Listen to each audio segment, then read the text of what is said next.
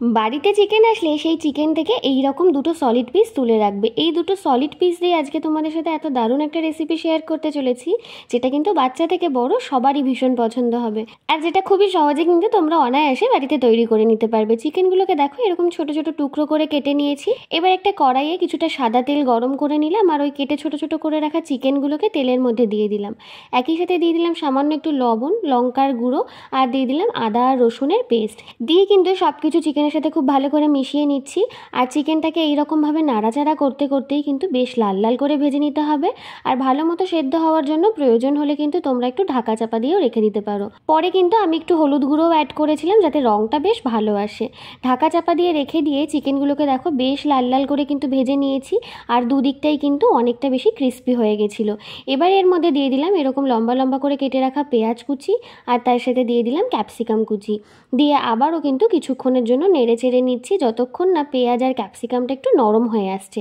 পেঁয়াজ আর ক্যাপসিকামটা একটু নরম হয়ে আসলে কিন্তু এবার আমি এর মধ্যে অ্যাড করে দেবো কিছুটা পরিমাণ মেয়োনিজ, আর মেয়োনিজের সাথে সাথেই দিয়ে দেবো সামান্য একটু টমেটো কেচাপ, আর তোমরা চাইলে এখানে অন্য সসও কিন্তু ব্যবহার করতে পারো। আবারও ভালো মতো এই সসগুলোর সাথে চিকেনটাকে ভালো মতো মিক্সড করে নিচ্ছি। তবে এই সসগুলো দেওয়ার পর আর বেশিক্ষণ নাড়াচাড়া করব না, 1-2 মিনিটের মতো নাড়িয়ে ভালো মতো মিক্সড করে নিলেই কিন্তু পুরটা একদম রেডি।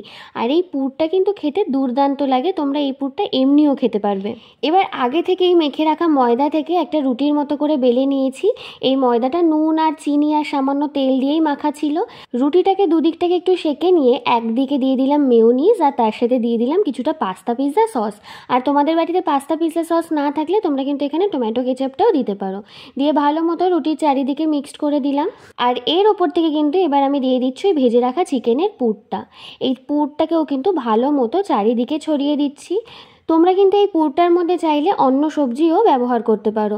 তারই ওপর থেকে দিয়ে দিলাম আরও কিছুটা ক্যাপসিকাম কুচি, আর তার সাথে সাথে দিয়ে দিলাম কিছুটা পেঁয়াজ কুচি। আর এবার ওপর থেকে দিয়ে দিচ্ছি কিন্তু বেশ অনেকটা চিজ, আর চিজটাকে আমি ভালো মতো গ্রেট করে দিচ্ছি।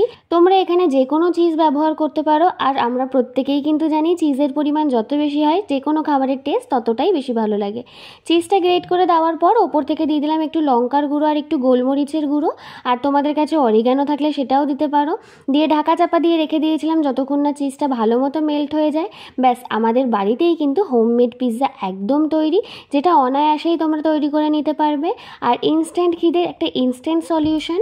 কোনো রকমভাবে আলাদা করে পিৎজার ডো বানানোর ঝামেলা ছাড়াই কিন্তু এটা তৈরি হয়ে যায়, আর খেতে কিন্তু ভীষণই টেস্টি লাগে। আজকের ভিডিওটা এই পর্যন্ত। এই ভিডিওটা ভালো লাগলে একটা লাইক করে দিও, চ্যানেলটাকে সাবস্ক্রাইব করে দিও, আর ফেসবুক পেজ থেকে দেখলে পেজটাও ফলো করে দিও।